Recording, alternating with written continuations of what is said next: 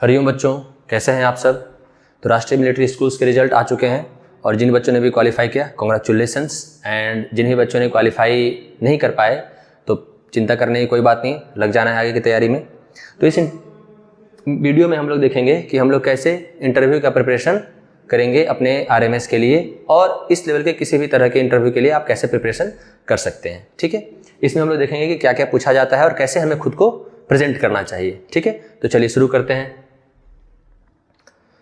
तो सबसे पहले हम लोग इंटरव्यू शुरू करने से पहले देखते हैं कि हमारे इंटरव्यू की मार्किंग स्कीम क्या रहती है, मतलब हमें कितने मार्क्स मिलने वाले हैं इस इंटरव्यू पर। ठीक है, तो देखिए दो स्कूलों के लिए, दो क्लास के लिए एग्जाम हुआ था, है ना, क्लास 6 और क्लास 9 के लिए। तो क्लास 6 का आप देख रहे हैं और इधर है क्लास 9 का, है ना।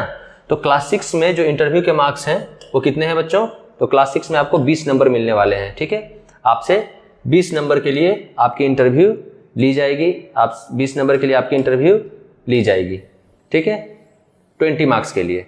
और क्लास 9 में इसका अच्छा खासा वेटेज है, क्लास 9 में इसके लिए आपको 50 मार्क्स मिलेंगे इंटरव्यू में। ठीक है, तो क्लास 9 के लिए इंटरव्यू का वैल्यू 6 वालों से भी बहुत ज़्यादा बढ़ जाती है और 6 वालों के लिए भी बहुत ही इंपॉर्टेंट रखता है ये 20 मार्क्स, है ना। ये आपके फाइनल मेरिट लिस्ट में बहुत ही अच्छा रोल निभाते हैं। ठीक है, तो इन पर बहुत अच्छे से प्रिपरेशन करके हमें जाना है। ठीक है, इस वीडियो में मैं क्लास 6 और क्लास 9 दोनों के लिए कुछ कॉमन बातें भी बताऊंगा। ठीक है, चलिए शुरू करते हैं। तो अगर हम लोग देखें कि सबसे इंपॉर्टेंट क्या है, सबसे इंपॉर्टेंट जो आपके इंटरव्यू में है, देखिए ये क्लास 5 के लेवल की इंटरव्यू है, क्लास 8 के लेवल की इंटरव्यू है, स्कूल के स्टूडेंट्स के लिए इंटरव्यू है। तो इसमें जो सबसे मेजर चीज़ जो देखते हैं वो होती है आपका कॉन्फिडेंस, कि आप कितने कॉन्फिडेंटली अपनी बातों को सामने रख पा रहे हैं। सबसे इंपॉर्टेंट कॉन्फिडेंस चेक होता है और ये दो चीज़ों से देखते हैं। आपकी बॉडी लैंग्वेज, कि आपकी बॉडी लैंग्वेज कैसे है, आप कैसे, बॉडी लैंग्वेज का क्या मतलब हुआ, कैसे वो ऑब्जर्व करेंगे। देखिए जब आपको क्लास में बुलाया जाएगा, जब आपको इंटरव्यू रूम में बुलाया जाएगा तो आप कैसे चल के आ रहे हैं। अब ऐसा नहीं होना चाहिए कि आपके कंधे झुके हुए हैं, आप काफ़ी सुस्त लग रहे हैं, काफ़ी परेशान दिख रहे हैं, माथे पर ऐसे पसीना आ रहा है, आपके चेहरे लाल हो चुके हैं, आप इधर उधर देख रहे हैं, आप नज़रें नहीं मिला पा रहे हैं उनसे। अगर ऐसी स्थिति रहेगी तो ऐसे कहा जाता है कि ये बच्चा काफ़ी ज़्यादा अंडर कॉन्फिडेंट है। ठीक है, थोड़ा सा डर सभी को लगता है, कोई बात नहीं, वो नॉर्मल है। वो सामने वाले जो इंटरव्यू ले रहे हैं उन्हें भी पता है कि बच्चा थोड़ा तो डरेगा ही, लेकिन इतना नहीं होना चाहिए कि आप हैरान परेशान दिख रहे हैं। ठीक है, आपको बहुत ही मुस्कुराते हुए, एकदम थोड़ा सा स्माइलिंग फेस लेते हुए एकदम अच्छे से एंट्री करना है। एंट्री करते समय सबसे पहले गेट पर खड़े होकर के पूछना है मे आई कम इन सर, फिर वेट करना है उनके रिप्लाई का। जब वो कहें यस कम इन, देन आपको अंदर की तरफ आना है। फिर अंदर आइए एकदम अच्छे से चलते हुए, ऐसा नहीं कि कंधे झुके या खूब आप इधर उधर देख रहे हैं, नहीं, आप आराम से एकदम जैसे नॉर्मली चलते हैं सामने, एकदम खूब अच्छे से मुस्कुराते हुए उनकी तरफ जाइए।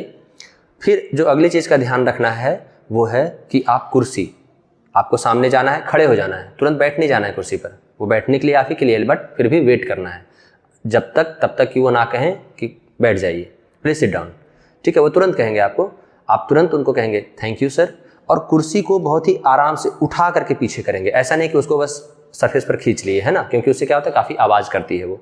तो इन सब छोटी छोटी चीज़ों का जहाँ पर बच्चे एकदम इग्नोर कर देते हैं और सबकॉन्शियसली वो कर बैठते हैं, पता भी नहीं चलता है ना। तो इन छोटी छोटी चीज़ों का आपको काफ़ी अच्छे से ध्यान रखना है।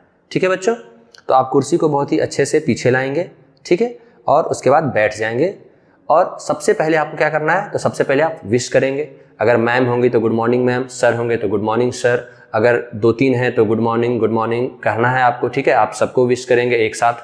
ठीक है, मैम होंगी तो मैम को विश करेंगे। ठीक है, और सभी की तरफ अच्छे से मुस्कुराते हुए देखना है। ठीक है, अब दूसरा होता है वॉइस मॉड्यूलेशन।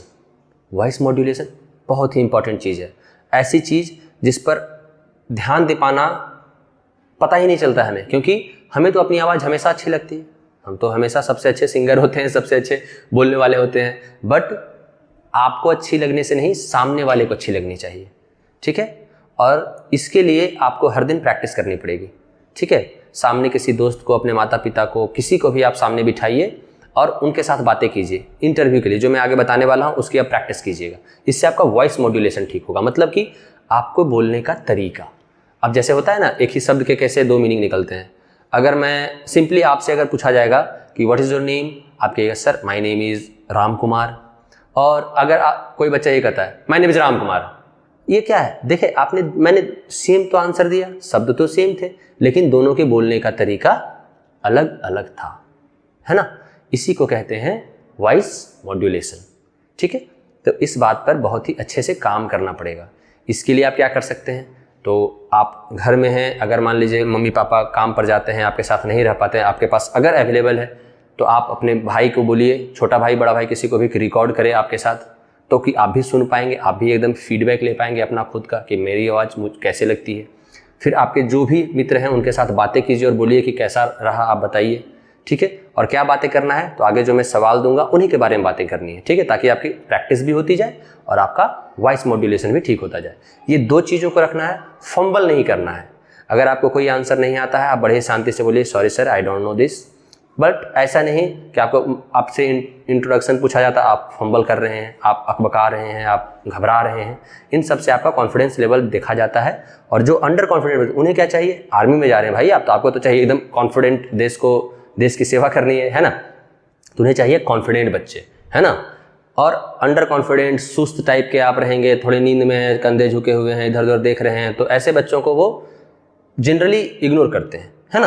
अगर आपके पास बहुत अच्छा नॉलेज होगा तब भी। तो सबसे इंपॉर्टेंट चीज़ है कॉन्फिडेंस।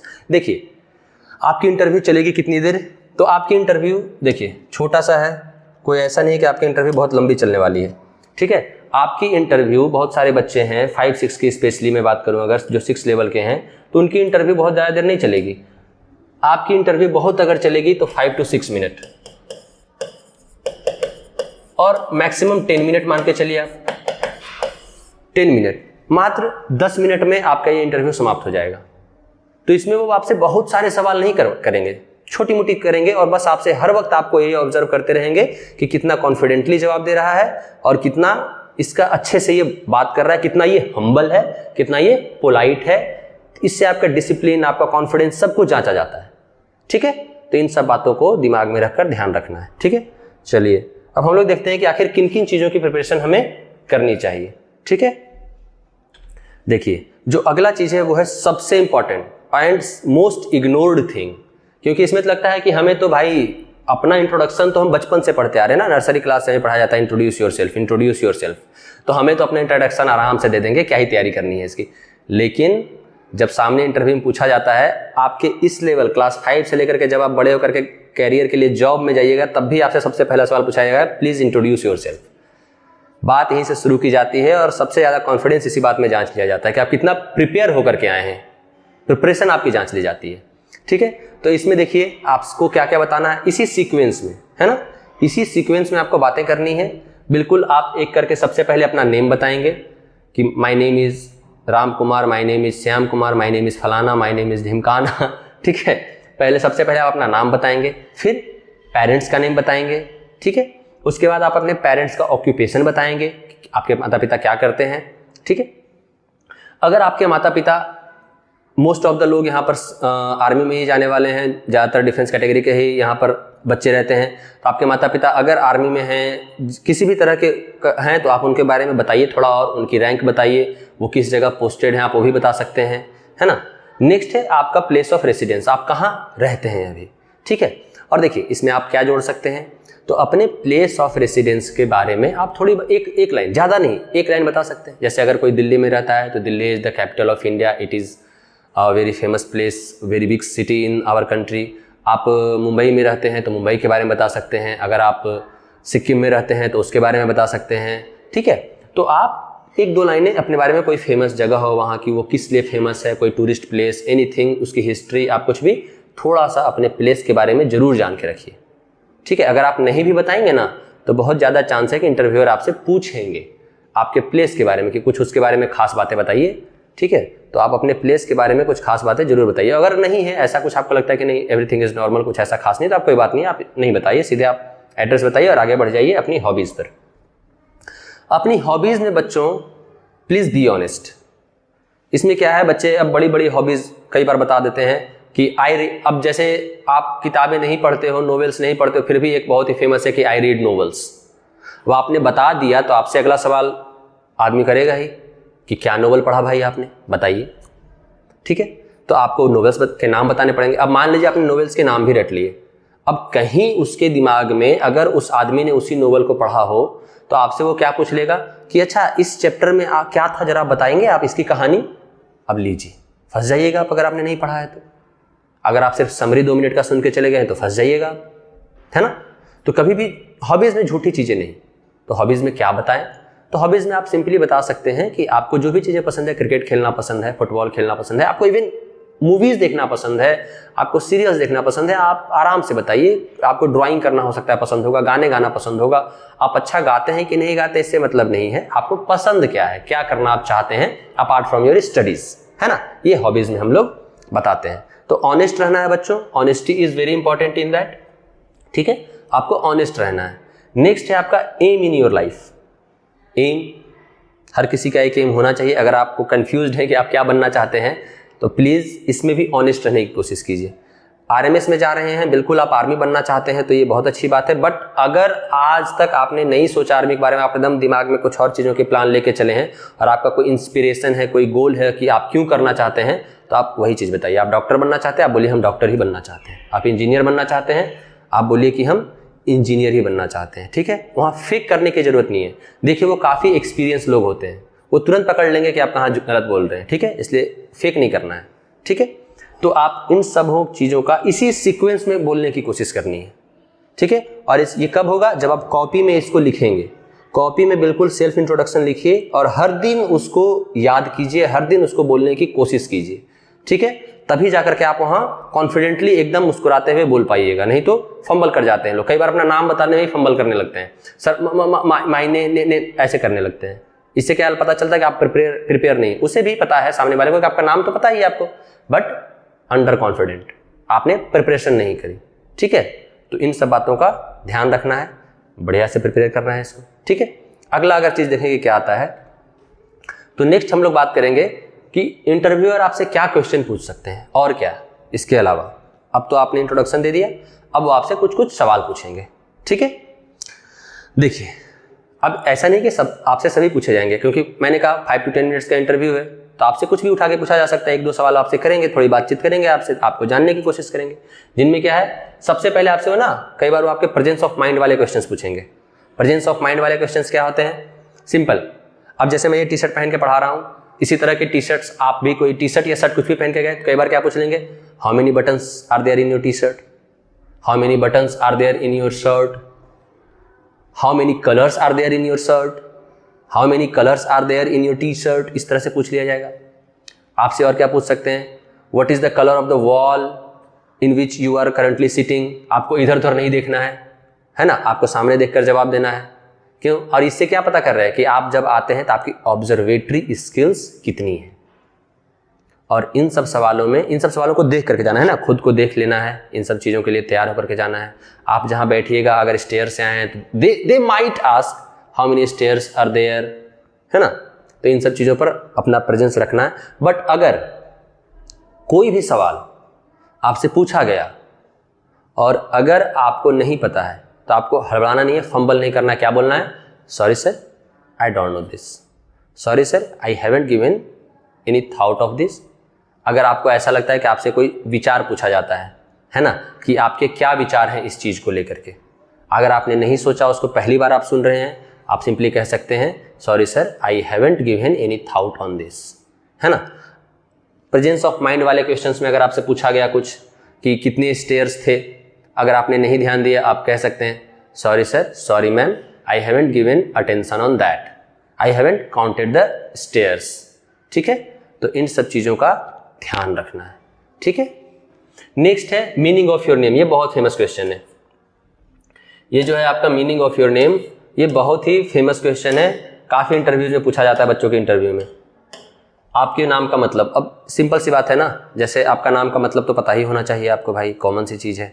आपका नाम है, मान लीजिए आपका नाम है, क्या हम ले लें, जैसे मेरा नाम अमर है, तो अमर का मतलब क्या होता है, इमोर्टल, जो कभी नहीं मरता है ना। तो इसी तरह से आपके नाम का भी कुछ मतलब होगा, ठीक है। तो आप अपने नाम का मतलब एकदम पता कर लीजिए, पूछ लीजिए मम्मी से, पापा से, टीचर से, किन्हीं से भी पूछ करके एकदम उसको समझ करके जाना है, ठीक है। चलिए नेक्स्ट जो आपसे पूछा जाएगा वो आपके पेरेंट्स के ऑक्यूपेशन के बारे में पूछा जाएगा, ठीक है। और अगर किसी के पापा जिस भी ऑक्यूपेशन में हैं, आप उनके ऑक्यूपेशन के बारे में जरूर जानकारी रखिए। जैसे अगर डिफेंस में है तो क्या क्या चीजें, आपके पापा की रैंक क्या है, आपके पापा की रेजिमेंट क्या है, कहां पोस्टेड है वो, उनकी पोस्टिंग, हेडक्वार्टर्स कहां है, वर्क किस टाइप का करते हैं वो, है ना। अगर आपके पापा डॉक्टर हैं तो किस चीज के डॉक्टर हैं, कहाँ उनका क्लिनिक है, क्या करते हैं, आपको उनसे कैसे इंस्पिरेशन मिलता है, क्या आप उनसे कुछ सीखते हैं कि नहीं सीखते हैं, ये सब चीज़ें आपको ध्यान रखनी है। अगर आपकी मम्मी कुछ करती हैं तो आप अपनी मम्मी से कैसे इंस्पिरेशन लेते हैं, मम्मी के बारे में बताइए। अगर आपकी मम्मी होम मेकर है तो आप अपनी मम्मी से क्या सीखते हैं, आप अपनी मम्मी से कुछ मदद करते हैं कि नहीं करती है। जैसे होम मेकर है तो क्या सीखते हैं हम अपनी मम्मी से, तो हम अपनी मम्मी से सीखते हैं कि कैसे घर को अरेंज रखा जाए, साफ़ सुथरा रखा जाए। वो हमारा बहुत ही ख्याल रखती हैं, हमें प्रेम करती हैं, तो हम उनसे प्रेम सीखते हैं कि कैसे अपने परिवार का ध्यान रखा जाए, सबको जोड़कर रखा जाए, है ना। और अगर आपके पापा इंजीनियर हैं तो वो क्या किस चीज़ के इंजीनियर हैं, कहाँ काम करते हैं, क्या करते हैं, इन सब चीज़ों के बारे में। अगर आपके पापा किसान हैं तो किस तरह के किसान हैं, छोटे किसान हैं, बड़े लैंड पर खेती करते हैं, जनरली आजकल वो किस चीज़ की फसल उगा रहे हैं, इन सब चीज़ों का ध्यान रखना है कि आपके खेत में अभी किस चीज़ की फसल लगी हुई है, ठीक है। ये सब ध्यान रख करके जाना है, ठीक है बच्चों। चलिए नेक्स्ट है वाई आरएमएस, बहुत ही फेमस क्वेश्चन। क्यों ज्वाइन करना है आरएमएस, है ना, कॉमन क्वेश्चन है, क्यों ज्वाइन करना है आरएमएस। देखिए इसके लिए आपको एकदम सोच करके आंसर रखना है पहले से ही कि आप क्यों ज्वाइन करना चाहते हैं आरएमएस। जैसे क्या हो सकता है आंसर कि I want to join RMS because it is one of the most prestigious school in the country and it has a different culture, discipline, and the environment that I get for myself, for my development is exceptional here. The students here are come from passing a exam that is based on national level. So I will get a peer group which is excellent and I can learn with them very quickly and so many things. It has a variety of culture. I will experience variety of diversity here. I will get exposure of so many things. And since I like discipline, I am a disciplined person. I want to learn so many things. That's why I want to join राष्ट्रीय military schools. ठीक है बच्चों, एकदम इस answer को आप back जा करके पाउच जा करके लिख लीजिए, रट लीजिए और जरूर इन बातों को बताइए। अगर आप आर्मी में ज्वाइन करना चाहते हैं तो एक लाइन और क्या जोड़ सकते हैं, that since this school is focused on students to clearing NDA exams and I want to be an army officer and NDA exams are one of the first step you can say that is to step into the army and that's why I want to join RMS. Okay बच्चों, तो इस answer को बढ़िया से तैयार रखिएगा, ठीक है। नेक्स्ट है योर इंस्पिरेशन। आप जो भी बनना चाहते हैं ना, आप एम जो बताइएगा उसमें से जनरली पूछेंगे या ऐसे ही पूछेंगे कि जीवन में आपका इंस्पिरेशन कौन है, आप किन से सीखते हैं। तो कोई हो सकता है अपने पेरेंट्स के बताएंगे तो पूछेंगे क्यों, तो आप बताइए उन्हें कि सिंस मेरे पेरेंट्स ये काम करते हैं, बहुत ही सिंसियर हैं, डिसिप्लिन्ड हैं, तो मैं भी उनसे ये डिसिप्लिन सीखता हूँ और मुझे भी लगता है कि मैं बहुत इसी तरह का डिसिप्लिन करूँ और भी अच्छा करूँ अपनी लाइफ में, है ना। वो कैरेक्टर्स को काफ़ी ध्यान देते हैं, मैं भी चाहता हूँ कि मैं भी एक बढ़िया इंसान बनूँ फर्स्ट, ठीक है। अगर आप किसी और से इंस्पिरेशन लेते हैं, जैसे एपीजे अब्दुल कलाम से इंस्पिरेशन लेते हैं आप, तो आप कहिएगा कि he was a missile man और वो हमारे देश के राष्ट्रपति भी बने। एक छोटे से घर से होते हुए भी उन्होंने अपनी मेहनत के दम पर इतना कुछ हासिल किया अपने जीवन में, हमारे देश के लिए इतना कुछ किया, तो मैं उनसे इंस्पायर होता हूँ इन्हीं सब वजहों से, ठीक है। तो आपको ये सारी चीज़ें बिल्कुल प्रिपेयर होकर के जानी है, ठीक है। अब अगर हम देखें कि और क्या पूछे जा सकते हैं, तो आपने जो एम चूज किया, आपने कहा आर्मी, तो क्यों army. Since I am discipline, I want to serve my country and army, the lifestyle of army is very disciplined and they serve their nation, that's why I want to join army, right. ये एक बहुत ही famous question, बहुत ही ज़्यादा famous question, strength and weaknesses. आपको I guaranteed कि अगर आपने इससे पहले इसकी तैयारी नहीं की होगी तो आपको अभी मैं पूछा जाए कि आपकी स्ट्रेंथ और वीकनेस क्या है, आप नहीं बता पाओगे। अच्छे लोग जो अच्छे कैरियर के लिए जाते हैं ना, जॉब के लिए, वो भी नहीं बता पाते हैं, क्योंकि अगर आपकी तैयारी नहीं है आप नहीं बता पाइएगा। So work on this. आपकी स्ट्रेंथ क्या है? तो I am confident, I am hard working, I am punctual, I am serious about my career, I am my life, और आपकी जो भी चीज़ें हो सकती है। I am a very good speaker, my hand writing is very good, ये भी स्ट्रेंथ में आ सकता है आपका, है ना। वीकनेसेस में क्या आ सकता है? तो किसी की हैंड राइटिंग, ये भी कह सकते हैं कि माई hand writing is very poor, I believe on people very easily, I get sometimes I got angry, अगर है तो, बट ये सब चीज़ों को नहीं बताएं तो ज़्यादा बेटर है मतलब मैं कह रहा हूँ, ठीक है। तो स्ट्रेंथ एंड वीकनेसेस आपको अपनी प्रिपेयर करके जानी है, ठीक है। और वीकनेसेस को ओवरकम करने के लिए 2 चीज़ें आपसे पूछी जाएंगी कि why do you think this is your strength and why do you think this is your weakness. तो अपने स्ट्रेंथ के बारे में बताइए कि आपने उससे क्या अचीव किया। Since I am a confident person, I have cleared this exam and currently I am giving interview and feeling I am not very nervous, but do not so over confident. Over smart भी बनने की जरूरत कभी भी नहीं है, कभी भी नहीं कीजिएगा। इन सब क्वेश्चंस में कई बार क्या होता है, बने बनाए आंसर्स इंटरनेट से या कहीं से देख करके बच्चे देते हैं, तो आप ओवर स्मार्टनेस नहीं दिखाइए, वो तुरंत पकड़ लेंगे, ठीक है। तो ओवर स्मार्टनेस नहीं, be genuine, be honest, be humble and polite, okay. That is most important thing to clear any interview, not this, any interview, okay बच्चों। वीकनेस अगर आपने बताया कि पुअर हैंड राइटिंग है, तो क्या काम कर रहे हैं आप उस पर? Are you working on your weakness? Yes sir, I am writing 1 page daily, 1 paragraph daily, right. और जनरली फिर इसके बाद आपसे पूछा जाता है कि आपके पसंदीदा चीज़ें क्या है, आपको क्या क्या और करना अच्छा लगता है, आपके और क्या क्या कैरेक्टरिस्टिक्स हैं, ठीक है। ये सब बातें भी आपसे की जा सकती है, ठीक है बच्चों। अब यहाँ देखिए, इस पिक्चर को डालने का मकसद क्या था कि आपकी जो इंटरव्यू होगी ना, कोई जरूरी नहीं है कि आपको एक ही पैनलिस्ट रहेंगे, मोर देन एक से ज़्यादा लोग रह सकते हैं। तो आपको जब भी बात करना है, पूछे कोई भी, आपको आंसर देते समय बीच बीच में बाकी लोगों की तरफ भी थोड़ा थोड़ा देखना है ना। एकदम इग्नोर नहीं कर देना है उन्हें, और एकदम उन्हीं की तरफ भी नहीं देखते रहना है, ठीक है। आपके साइड में भी रहेंगे तो आप थोड़ा सा ऐसे बात करते समय so because my name is this, my father's name is this, my mother's name is this, थोड़ा सा आप थोड़ा हल्का से इधर उधर उनकी तरफ ही नजरें मिलाते हुए देखना है। दूसरी चीज, जब भी बात करें, आपका आई कांटेक्ट जो है हमेशा सामने वाले पर्सन से होते रहना चाहिए। आपको नीचे नहीं देखना है, ऊपर नहीं देखना है, साइड नहीं देखना है, इधर उधर नहीं देखना है, ठीक है। ध्यान रखना है इस बात। दूसरी चीज क्या हो सकती है, आपको क्या देखने को मिल सकता है कि आपके कमरे में और भी लोगों का इंटरव्यू चल रहा हो। जनरली आपको उनसे डिस्टर्बेंस नहीं होगा, बट कभी भी आपको कुछ आवाज आती है उधर से कुछ, ये आपका ध्यान उधर नहीं जाना चाहिए। इससे क्या पता चलेगा, are you concentrated on yourself और नॉट, ठीक है। आप कितने जल्दी डिस्ट्रैक्ट हो जाते हैं, ये भी आपको ऑब्जर्व करेंगे वो। तो इन सब बातों को ध्यान रख के जाना है, ठीक है। चलिए अब आगे अगर देखें हम लोग कि और क्या बचता है हमारे लिए। अब एक क्वेश्चन आपसे आ सकता है, जैसे कहा ना व्हाई ज्वाइन आरएमएस, तो आप कहिएगा, तो पूछेंगे आपसे तो आरएमएस के बारे में कुछ बताइए, do you know anything about RMS. तो यस आई नो, क्या जानते हैं आप। सबसे पहले there are 5 RMS in the country. कहाँ कहाँ है वो, तो आपको वो 5 जगह रट जानी है कि पहली कहाँ है, आरएमएस चेल, है ना, RMS Ajmer, RMS Dholpur, RMS Belgaum and RMS Bengaluru. 2 Karnataka में, 2 राजस्थान और 1 हिमाचल में, है ना। ये 5 आरएमएस आपको रट्टे हुए होने चाहिए आपके नाम। आपने क्या फिलअप किया है अपने प्रेफरेंसेस में, उस पर भी ध्यान दीजिएगा, और क्यों फिलअप किया है वो भी ध्यान दीजिएगा, ठीक है।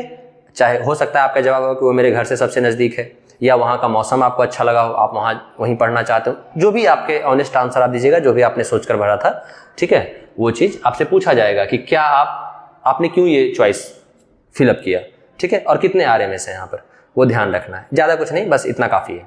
नेक्स्ट जो बहुत ही कॉमन है वो ये है कि what is the motto of RMS. RMS का मोटो क्या है, सीलम परम भूषणम, सीलम परम भूषणम। Character has the highest virtue, सबसे ऊपर कैरेक्टर है।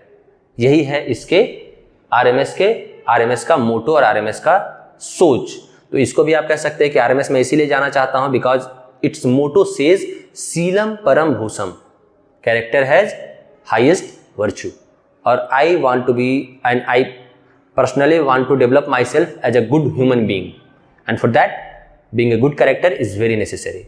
That's why I want to join RMS. ठीक है बच्चों, ध्यान रखिएगा इन सब बातों को, इसको जरूर आप ध्यान रखिएगा, ठीक है। अब जो आपसे कुछ पूछा जा सकता है, हाल आगे की बातें कुछ कि इन सब के बाद कि करंट इवेंट्स, ज़्यादा कुछ नहीं पूछा जाएगा, बहुत ही कम पूछे जाएंगे आपसे, थोड़ी बहुत चीज़ें, ठीक है, कि क्या करंट इवेंट्स में चल रहा है, क्या है, ऊपर ऊपर की बातें। क्लास 9 के जो बच्चे हैं, यहाँ पर आपके लिए आता है कि यहाँ पर आपसे थोड़ी चर्चा की जा सकती है ना, कि क्या आप इसके बारे में, आपके क्या विचार हैं। जैसे अभी हाल फिलहाल में क्या है कि बहुत ही बड़ा लिथियम का रिसोर्स मिला है हमारे जम्मू में, हमारे जम्मू एंड कश्मीर में, है ना, रईसी डिस्ट्रिक्ट ऑफ जम्मू, तो आपको उसके बारे में थोड़ा पता होना चाहिए। ऊपर ऊपर से क्लास 6 को और क्लास 9 को थोड़ा उसके बारे में डीप, कि इससे क्या इम्पैक्ट होगा, क्या फ़ायदा होगा हमारे देश को, ठीक है। क्लास 9 के बच्चों के लिए ये सब बातें, तो थोड़ा सा ये हमारा एरो इंडिया शो अभी बेंगलुरु में चल रहा है, कब से होने वाला है, क्या उसके खासियतें हैं, अमेरिका ने कौन सा फाइटर जेट भेजा है, अपने सबसे F-35 को भेजा है, तो इन सब बातों को थोड़ा ध्यान रखना है। यूक्रेन रसिया वार के बारे में आपसे पूछ सकते हैं कि यूक्रेन के प्रेसिडेंट कौन है, रसिया के प्रेसिडेंट कौन है ना। और जीके में जनरल आपसे पूछी जाएगी, हो सकता है कुछ कंट्री कैपिटल पूछा जाए, कुछ आपको अपने देश के बारे में स्टेट कैपिटल पूछें, कुछ मिनिस्टर्स के नाम पूछें, ठीक है, बहुत ही कॉमन चीज़ें। साइंस के भी क्वेश्चन कुछ पूछ सकते हैं, कुछ बेसिक विटामिन सी से कौन सी बीमारी होती है, what is the source of vitamin C, micronutrients क्या हैं, मैक्रोन्यूट्रिएंट्स क्या हैं, ठीक है, जो आपके सवाल आए थे थोड़े उसी से, नेशनल पार्क्स के बारे में, ये सब, तो वो सब आपने जो पढ़ा था वही है, उस पर बहुत ज़्यादा आपको टाइम नहीं देना है। टाइम देना है इसके पहले वाले चीज़ों पर, जो मैंने बताया ना, आपकी पर्सनैलिटी पे सबसे ज़्यादा टाइम देना है, कि आपकी पर्सनैलिटी को बढ़िया बनाइए, क्योंकि मात्र 5 to 10 मिनट्स आपका इंटरव्यू चलेगा, तो ये सब क्वेश्चन बहुत ज़्यादा नहीं आएंगे, 1-2 आएंगे, तब तक ओवर हो चुका होगा इंटरव्यू। और इंटरव्यू में झूठ मत बोलिए, be confident, B honest, be humble, be polite, बस यही रूल है। ये 4 मंत्र आपने अपना लिए, आपका इंटरव्यू क्रैक हो जाएगा। आपको प्रिपेयर होकर के जाना है, उनको ऐसा नहीं लगना चाहिए कि आपने इंटरव्यू की कोई वैल्यू ही नहीं समझी, आप अनप्रिपेयर्ड हो, आप बस चले आए कि चलो भाई इंटरव्यू देना है तो क्या ही है, चले जाते हैं, ठीक है, ये नहीं, आपको प्रिपेयर्ड रहना है, ठीक है, आपको प्रिपेयर्ड रहना है। क्या क्या शो करना है, तो ये 4 चीजें आपको शो करनी है बच्चों। कॉन्फिडेंस, आपको शो करना है कॉन्फिडेंस। दूसरा, आपको रहना है पोलाइट, ठीक है, हम्बलनेस शो करनी है आपको, ठीक है, बहुत इंपॉर्टेंट है। तीसरा, ऑनेस्ट रहिए अपने आंसर में आप, ऑनेस्टी इज वेरी इंपॉर्टेंट, वो तुरंत पकड़ते हैं, तो ऑनेस्टी इज वेरी इंपॉर्टेंट, ठीक है। इन 3 चीजों पर आप, 4 चीजों पर एकदम वर्क कीजिए, ठीक है, खुद के प्रेजेंटेशन पर वर्क कीजिए, आपका इंटरव्यू कोई नहीं रोकेगा, ठीक है। ओके बच्चों, तो अब हम लोग देखते हैं कि हम लोग को क्या लेकर जाना है इंटरव्यू में। थोड़ा सा, ज़्यादा कुछ भी नहीं है, ये इस तरह का लेटर है, ये हमारे एक बच्चे का जो रिजल्ट, हमारे जो कुछ बच्चे पास हुए हैं उनमें से एक बच्चे का ये हमारा कॉल लेटर है, ठीक है, जो इस तरह से कुछ है, ठीक है। तो इसमें देख रहे हैं आपका यहाँ पर नाम होगा, ये हमारा बच्चे का नाम, ये आपके सन ऑफ, मतलब आपके पिताजी का नाम, आपका रोल नंबर, ठीक है, हमारा सिविलियन कैटेगरी से है, अगर आपकी जो भी कैटेगरी हो वहाँ लिखा रहेगा आपका बच्चे का, ठीक है। और कहाँ होगा, ये आपका एड्रेस हो गया, राष्ट्रीय मिलिट्री स्कूल बेंगलुरु में हमारे बच्चे का होने वाला है, ठीक है, तो ये हो गया। 24 फेब को 8 बजे, 25 फेब को 8 बजे आपको रिपोर्ट कर देना है अपने सेंटर पर, जो भी आपके कॉल लेटर में जो भी एड्रेस आया है, ठीक है। नेक्स्ट है, आपको किन किन चीज़ों का ध्यान रखना है, तो कुछ बातें हैं कि आपको कोई स्टे, आपको अपने स्टे की खुद ही व्यवस्था करनी है, ये कॉल लेटर आपका एडमिशन लेटर नहीं है, ये सब कुछ कॉमन बातें हैं, ठीक है। और अगर आप पास होते हैं, मेरिट लिस्ट में नाम आता है, तब फिर आपको मेडिकल के लिए बुलाया जाएगा। तो मेडिकल के लिए कब बुलाया जाएगा, जब आपका कॉल लेटर में आपके मेरिट लिस्ट में नाम आ जाएगा, तब इसके बाद, इंटरव्यू के बाद, फाइनल मेरिट लिस्ट में, ठीक है। और जब आप मेडिकल पास कीजिएगा तो फिर उसके बाद आपका एडमिशन के लिए बुलाया जाएगा आपको, ठीक है। फाइनल सिलेक्शन पर आपको सारे डॉक्यूमेंट्स देने हैं, कोई चेंज नहीं होगा आपके डेट में, टाइम में, रिक्वेस्ट में, कुछ नहीं। आपको लेकर के जाना है, तो आपको कुछ नहीं, आपको बस एक चीज लेकर के जानी है, वो है एडमिट कार्ड, ठीक है। ये देखिए, आपको क्या लेकर जाना है, तो आपको अपना एडमिट कार्ड जो था ना, एग्जाम देते वक्त जो एडमिट कार्ड था वो लेकर के जाइएगा। ये कॉल लेटर जरूर लेकर के जाना है, 2-3 पीस इसका करवा करके लेके जाइएगा, ठीक है। फोटोकॉपी कॉल लेटर का, अपने एडमिट कार्ड का, ये 2 चीजें आपको मस्ट है लेकर जानी है। बाकी अपनी आईडी प्रूफ लेकर के जाइए, ये सब कुछ कॉमन सी चीजें होती है, जरूर लेके जानी चाहिए, ठीक है। ठीक है बच्चों, तो आई होप कि आपको ये सेशन अच्छा लगा होगा, आपने कुछ सीखा होगा इससे। And thanks to you all and congratulations to all the students. अगर आपको कोई भी क्वेरी हो, कुछ भी सवाल पूछने हो, तो आप इस पर मुझे ईमेल कर सकते हैं, इस पर आप व्हाट्सएप भी कर सकते हैं, कॉल भी कर सकते हैं। ठीक है, तो यहीं पर हम लोग समाप्त करते हैं। धन्यवाद।